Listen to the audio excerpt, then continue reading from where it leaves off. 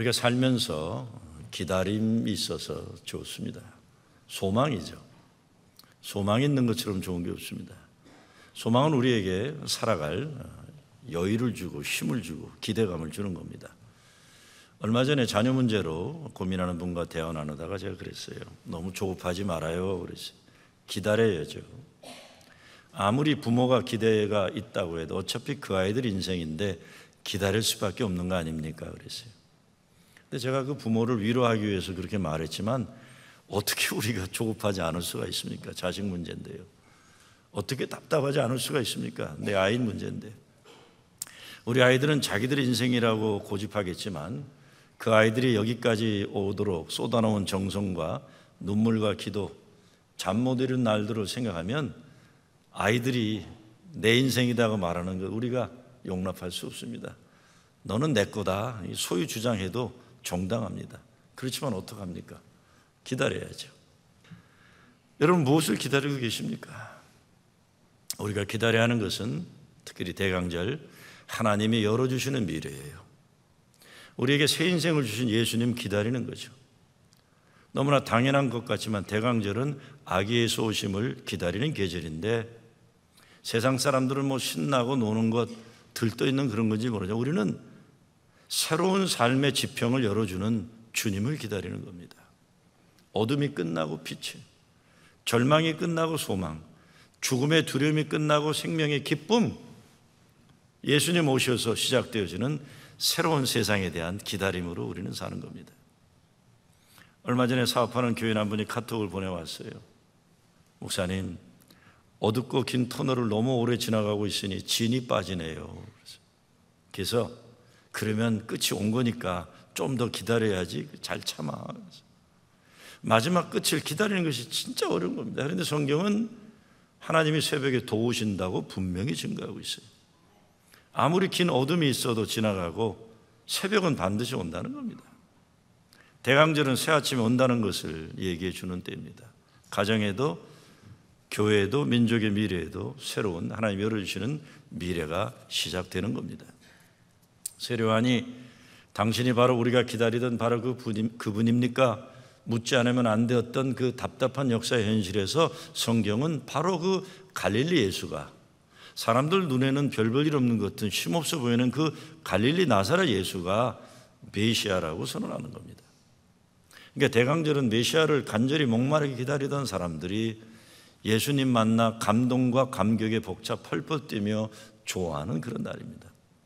새로운 삶, 새로운 역사에 대한 진지한 깊은 관심을 가지고 그런 삶을 살기 위해 씨름했던 사람들에게 주어지는 하나님의 선물입니다. 삶에 무관심했던 사람들은 새 역사가 무슨 상관이 있겠어요? 그러나 기다렸던 사람들에게는 하나님이 주신 선물이 도래하는 거예요.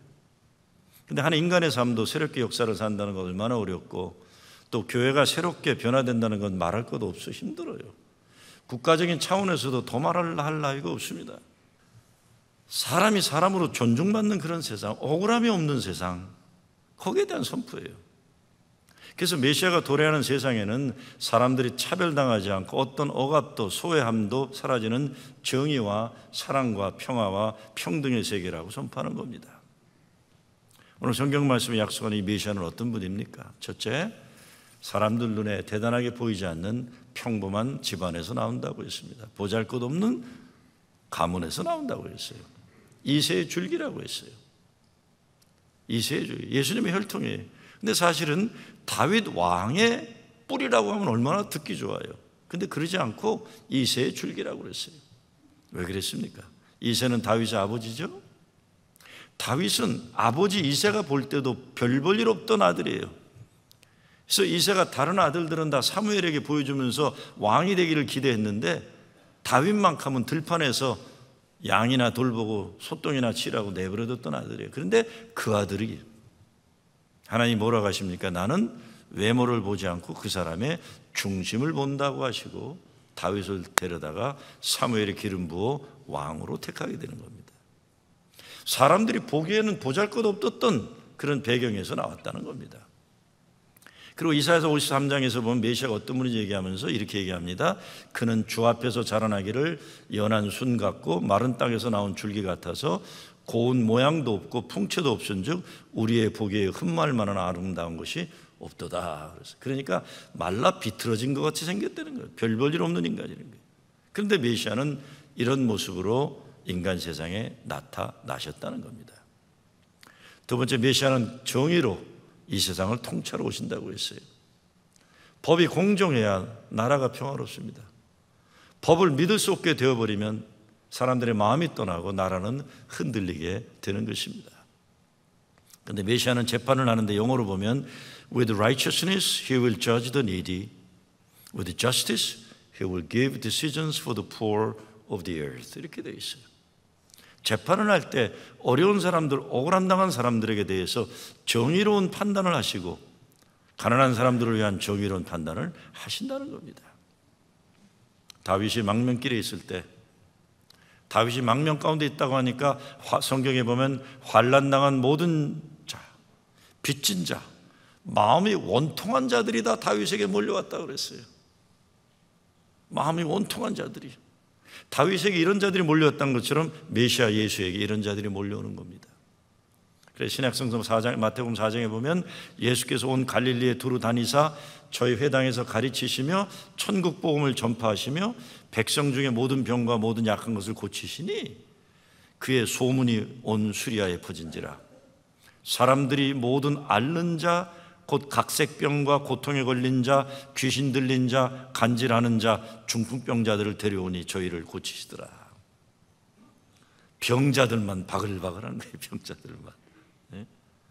예수님이 하신 일이 이들 고친 거고 메시아가 오시면 이루어질 세상에서의 역사가 그것이란 말입니다.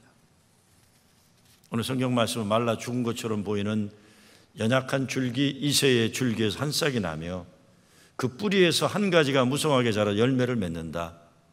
그것만이 아니라 자신의 힘과 능력을 자랑하는 세상 나라는 꺾으시지만 하나님의 신으로 준비된 나라 메시아 왕국은 무성하게 될 것이다라고 선언합니다. 이 사회를 통해 우리는 하나님이 어떤 관심을 가지시는지 깨닫게 됩니다. 첫째, 소망이 사라진 현실에 소망을 주시는 거예요. 밑둥이 잘린 나무에서 싹이 나는 거예요. 두 번째, 메시아 왕국에서 보여질 평화로운 모습이에요. 우리가 원하는 세상도 그런 세상이 돼야 되는 거죠. 서로 싸우고 물어 뜯고 죽고 죽이는 전쟁터가 아니라 더불어 살리는 평화의 세상이에요. 이 삶의 모드, 모판이라고 그럴까요? 틀, 이 자체가 달라져야 되는 거예요. 전쟁에 익숙한 사람들, 그렇기 때문에 군사문화라는 게 참 문제인 겁니다. 전쟁에 익숙한 사람들이 그 틀을 벗어나지 못하는데 그거 다 무너져야만 새로운 틀이 쌓인다는 거예요. 정의가 적용되고 은혜가 적용되는 세상을 만들어 나간다는 거죠. 세 번째, 10절에 보면 남은 자들을 돌아오게 하신다고 그랬어요. 다 남겨놓은 자들이 있다는 겁니다. 이 교회도 하나님이 남겨놓은 자들을 통해서 이렇게 세우시는 것이고, 어떤 세상의 현실에서도 하나님이 분명히 바알 우상에게 무릎 꿇지 않은 믿음을 제대로 지킨 남은 자들을 통해 다시 회복시키는 역사를 약속하는 겁니다. 이런 하나님의 비전은 하나님 창조 역사의 오리지널 목적, 원형으로 회복시키는 역사예요. 오늘 말씀에서 이사야의 비전은 육식동물인 사자가 채식동물인 소처럼 풀을 뜯어먹는다 그랬어요. 서로 죽고 죽이는 피 흘림 없이 서로 평화 공존하는 세상이 도래하는 것, 평화의 나라의 비전입니다. 우리가 살아가는 나라, 세상의 폭력적인 문명과 문화 가운데 살아가고 있는 것은, 이것은 군사문화와 군사 독재문화에 익숙한 사람들에 의해서 만들어진 역사. 그래서 군사문화와 독재문화에 익숙한 사람들은 오히려 민주적인 세상, 평화와 정의가 실현되는 세상이 불편하고 이런 세상에 대해 불만족하는 거예요. 그때가 좋았다 자꾸 얘기하는 거예요. 그래서 군사문화와 독재사회는 참으로 무서운 거예요. 사람들의 의식과 생각과 문화에서 하나님 나라의 현실인 자유와 정의와 평화 같은 것을 부정하게 만들어버리는 거예요. 그게 기준인 줄 알아요. 그것을 기준으로 삼고 사는 겁니다. 예수님이 태어나셔야 했던 당시 로마 제국, 팍스 로마나예요. 로마 제국의 평화. 로마 제국의 평화를 유지하기 위해서 로마 제국이 썼던 방법이 아우구스투스, 로마 황제를 신격한 겁니다.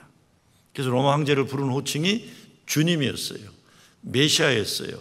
왕이었어요. 하나님의 아들이었어요. 그런데 성경에서는 그 아우구스티누스가 아니라 베들레헴 마국간 말교에 태어난 어린아이가 하나님의 아들, 주님, 메시아, 왕 중의 왕이라고 선포하는 겁니다. 이것이 당시 상황으로 보면 엄청난 국가 전복의 반역행위예요. 이런 무시무시한 역사적 상황에서 예수는 하나님 나라를 선포하셨고 하나님 나라 운동을 펼쳐나가신 겁니다. 그 당시 유대 민족들 사이에 가장 영향력 있는 종교 운동은 세례 요한이 광야에서 이루려고 했던 경건한 자들의 공동체 운동이에요. 세례 요한은 자기들끼리 경건한 사람들이 흰옷 입고 하나님 나라의 도래를 기다렸어요. 그런데 예수님은 아니다라고 그런 거예요. 세례 요한 너 아니다 그런 거예요. 예수님은 이미 하나님 나라가 이루어졌다가 선포하고 이루어진 그 하나님 나라의 실현을 위해서 사람들이 살고 있는 세상 속으로 들어가신 거예요. 이미 이루어졌다. 거룩한 자들이, 경건한 자들이 광야에서 자기들끼리 흰옷 입고 그렇게 사는 게 아니라 시장 복판으로 사람들이 살아가는 삶의 현 복판으로 들어갔다는 겁니다. 그런데 그 예수님이 선포하신 하나님 나라의 실제 현실은 쉽게 두 가지로 요약이 돼요. 하나는 메시아 그리스도가 죄인들과 함께 밥 먹었다는 거예요. 두 번째는 예수님께서 병자들을 고쳐주셨고 병을 가능케 하는 사탄마귀의 권세들을 물리쳐 주셨다는, 귀신을 물리게 하겠다는, 두 가지. 하나님 나라 운동은 그래서 어떤 형이상학적인 관념적인 이론과 사상의 논쟁이 아니고 삶의 나눔이에요. 삶의 나눔.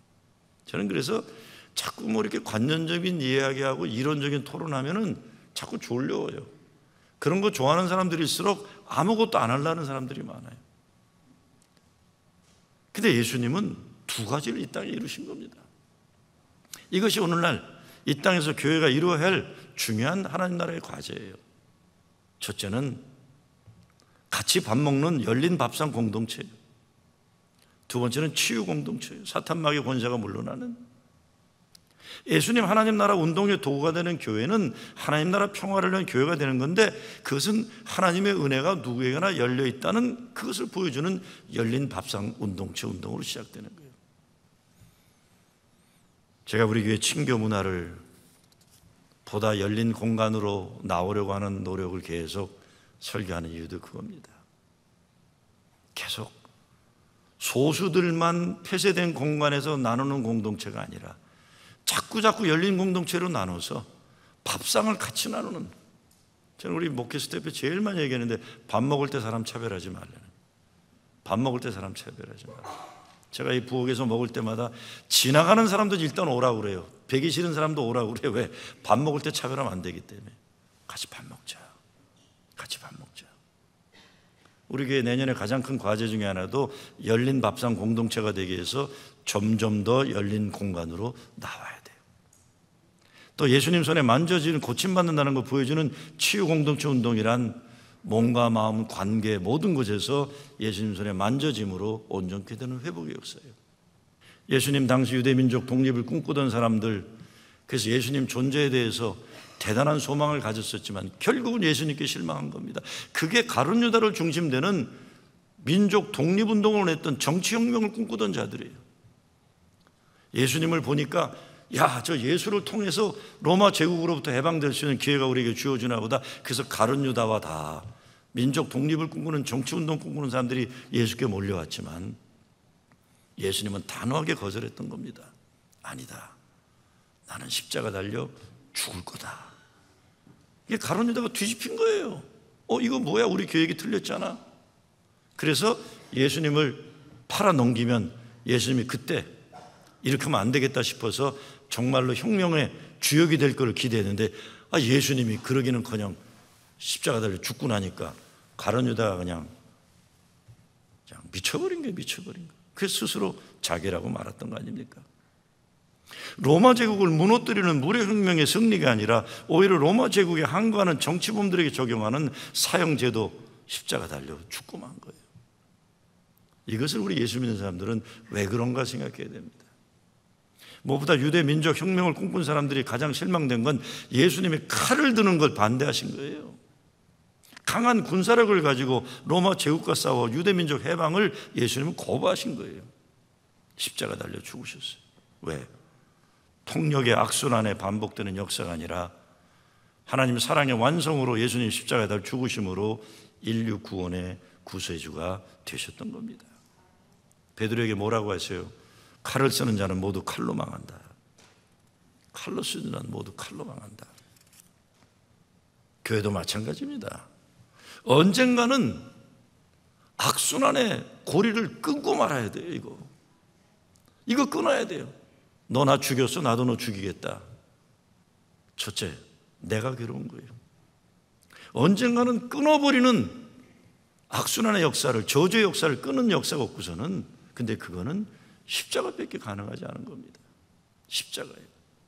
내가 살려고 남을 죽이는 그런 생각은 결국 나도 그 칼에 죽는 악순환의 역사를 만들어내는 것뿐입니다. 오늘 이사야의 비전은 기가 막힌 그림이에요. 이거 저 시카고 아트 인스티튜트 시카고 들어가면 정면에 아마 샤갈이 만든 이 이사야에서 비전의 그림이 큰 게 있어요. 아직도 있는지 모르겠지만 제가 30년 전에 봤는데 거기에 보면 이 하나님 나라의 평화의 시대의 그림이 그려져 있어요. 늑대가 어린 양과 함께, 표범이 어린 염소가 누워 있고 송아지와 사자가 함께 뒹굴고 있어요. 이런 세상을 이끄는 지도자가 이사야에서는 어린아이라고 얘기합니다. 어린아이가 될 거다. 어린아이들이 새 역사를 이끌어 갈 거라는 거예요. 상상하기 어려운 평화의 그림입니다. 예수님은 남을 죽이고 내가 이기려는 세상에서 세상을 구원하시기 위해 십자가 달려 죽으신 겁니다. 군대로 세상을 정복하는 팍스 로마나 로마 평화를 외치는 로마 제국을 뒤엎는 혁명의 주인공이 말구에 놓여있는 아기 예수라는, 이게 신약 성경의 주장이에요. 다시 말씀드립니다. 그 서슬이 시퍼런 로마 제국, 그걸 물리칠 수 있는 메시아는 말구에 놓여있는 아기 예수다. 이게 예수민들이 믿는, 상식적으로 이해하기 어려운 하나님에 대한 믿음의 고백인 것입니다. 오늘 이사야 하나님 나라의 비전은 하나님 창조 목적의 원모습으로 돌아가는 겁니다. 평화의 꿈, 사자가 풀을 뜯어 먹으며 암소와 양들과 친구로 지내는 꿈, 사자가 양을 이기는 것이 아니에요. 이기기를 포기하고 공존하는 거예요. 독사가 어린아이의 손에 독을 품어놓는 것이 아니라 아이의 손을 감아서 사랑을 느끼게 해주는 꿈. 여기에 하나님의 창조 기쁨이 있는 겁니다. 우리 가정에서, 우리 교회에서 이루어내는 게 이것이죠. 힘을 과시하는 게 아니에요. 확인하려고 그러는 게 아니에요. 스스로 내려놓는 거예요. 그래서 예수님께서는 화평케 하는 자는 복이 있나니 저희가 하나님의 자녀가 될 것이요 평화 이루를 사는들 복이 있다고 하는 겁니다. 이런 비전, 사자와 양이 공존하려면 서로 돌보고 배려하는 원칙이 있어야 됩니다. 힘 가진 자가 힘 없는 자를 누르는 게 아니라 살 길을 마련해 주는 배려하는 마음이 담긴 정의여야 됩니다. 진정한 정의와 평화가 가능하려면 약한 사람들, 못난 사람들까지 포함해서 돌보고 배려하는 정의, 사자가 양에게 힘을 과시하면 불가능한 거예요. 독사가 어린아이에게 자기 존재를 확인을 하고 물고 싶어 하면 끝나는 겁니다. 평화를 위해 남을 누르고 이기려는 욕망을 우리는 버려야 하는 것입니다. 얼마 전에 권사님 한 분이 카톡을 보내왔어요. 이 카톡 좋은 거예요. 좋은 건데 나쁜 거로 쓰지 마세요. 나쁜 거로 쓰지 마세요. 아내 시리즈라고 보내왔더라고. 아내 시리즈. 받은 분들 계신가요? 아내 시리즈? 못 받으신 건데 나만 받은 건데. 가정의 평화를 이루기 위해 아내 시리즈라는 걸 보내왔는데, 그 가정의 평화라는 것이 남편이 힘으로 아내를 누리면 안 되기 때문에 아내가 중심이 되는 가정 만들기 위한 그런 아내 시리즈예요. 한번 들어보세요. 이 중국의 사자성어를 조금 변형한 건데, 인명이면 제천이라고 그러잖아요. 그렇죠? 사람의 운명은 하늘에 있다는 건데 인명제처라. 사람의 운명은 아내에게 있다. 진인 4대 초명이다. 최선을 다한 후 아내의 명령을 기다리라. 지성이면 감처다. 정성을 다하면 아내도 감동한다. 처하 태평이라 아내 밑에 있을 때 모든 것이 평안하다. 순처자는 흉하고 역처자는 망한다. 아내에게 순종하면 삶이 즐겁지만 아내의 뜻을 거스르면 칼 맞는다. 사필귀처다. 무슨 일이든 중요한 의사결정은 결국 아내의 결정에 따르게 된다. 가와만사성이 아니라 처화만사성이다. 아내와의 관계가 화복하면 세상에 안 되는 일이 없다. 개과천선이 아니라 개과초선이에요. 지난날의 잘못을 고치고 아내의 선처를 기다려라, 이렇게 되어 있습니다. 오늘 이사야의 비전이 강자들이 스스로 약해지는 선택이에요. 강자들이 스스로 약해지는 선택이에요. 사자가 풀을 뜯어먹는 거예요. 독사가 물지 않는 거예요. 사자가 양이 무슨 소리 하는지 풀밭에 누워 양의 이야기를 귀담아 듣는 거예요. 양, 너 무슨 얘기하니? 들어보겠다, 이런 거예요. 오늘 이사야에서 보여주는 평화의 세상이라는 것이 소나 양이 사자와 늑대와 싸서 이기는 혁명의 역사가 아니에요. 사자와 곰, 뱀과 늑대가 스스로 자기들이 죽이는 능력을 내려놓고 세상 변혁이나 혁명이라는 것이 억압당한 민중들이 힘으로 이기는 혁명이라고 꼭 생각하지 말자는 겁니다. 힘 있는 자들이 양심을 흔들어 그들의 생각과 마음을 바꾸는 작업이 요구돼요. 여러분, 이것이 남아공의 역사입니다. 한 15, 16년 전만 해도 사우스 아프리카와 모잠비크가 똑같은 경제 수준이었는데 넬슨 만델라가 사우스 아프리카 대통령이 되면서 인종차별적이었던 백인 대통령을 부통령 삼아서 백인과 흑인이 공존하는 사회를 만들어서 GNP 2만 불을 넘게 만들었어요. 모잠비크는 밭에 붙어있는 나라인데 백인 주주들을 다 사회주의 혁명으로 몰아내가지고 결국은 시간이 지나면서 나라를 움직일 수 있는 인프라스트럭처를 감당할 실력 있는 사람도 없어서 2000% 줄어들게 돼요. 저는 백인 인종차별이나 주주들을 두둔하고자 하는 얘기가 아니에요. 공존하지 않고서는 살 수가 없는 게 이 시대인데 공존하는 정치를 이루었던 것은 넬슨 만델라예요. 원수를 사랑하고, 그러니까 사우스 아프리카는 아프리카 최고의 나라로 우뚝 설 수가 있었어요. 오늘 미국의 역사도 마찬가지입니다. 1960년대 인권 투쟁할 때 마콤 엑스는 무력 혁명을 주장했지만 초기에 마틴 루터 킹은 끝까지 비폭력 주장한 건 그래야 살 수가 있기 때문에 그런 겁니다. 백인 기득권자들의 마음을 움직이는 양심의 역사를 호소함으로 가능하게 됐던 거예요. 우리가 사는 미국 땅, 평화의 공통분모를 찾기 참 어려운 세상입니다. 인종과 민족과 종교와 문화가 다른 나라 사람들이 모인 이민자들의 나라, 이민교회도 마찬가지예요. 여러분, 대한민국만 해도 끼리끼리 살아도 문제가 없어요. 경상도 사람 경상도끼리 살면 돼요. 호남 사람들 호남사람이 살아도 상관없어요. 근데 미국이란 땅은 그렇지 않아요. 뉴욕은 더욱 그래요. 시카고 옛날만 해도 대구 사람들이 모여있는 교회가 있고 광주 사람들이 모여있는 교회가 있었어요. 그 교회들이 잘 돼요. 잘 돼. 왜? 강하게 결속이 되니까. 우리가 남이가. 그래서 호남교회는 호남 목사만 담임으로 오고 영남교회는 영남 목사만 담임으로 오는 거예요. 그 중에서도 대구 사람이 가는 거예요. 뉴욕은요, 지형적으로 땅덩어리가 작아서 그렇게 할 수가 없어요. 여기는 어쩔 수 없이 평안도 사람도 오고 함경도 사람도 오고 대구 사람도 오고 목포 사람도 오고 광주 사람도 오고 강원도 사람도 오고 다 같이 모여 살 수밖에 없어요. 그러니 얼마나 공존하기가 어려워요. 공존하기 어렵습니다. 여러 종류의 사람들이 모여 살아야 되는데요. 답이 뭡니까? 오늘 구절에 보게 되면 물이 바다를 덮은 같이 여호와를 아는 지식이 세상에 충만할 것이라 그랬어요. 평화가 이루어지니까 하나님의 아는 지식이 그 땅에 충만함이 새 역사가 이루어지는 거예요. 하나님을 아는 지식이 이 땅에 충만하지 않으면 평화는 불가능해지는 겁니다. 평화는 깨지는 거예요. 뉴욕에 있는 교회, 특히 플러싱 제일교회, 여러 생각이 다르고 여러 문화가 다르고 여러 살아가는 습관이 다르고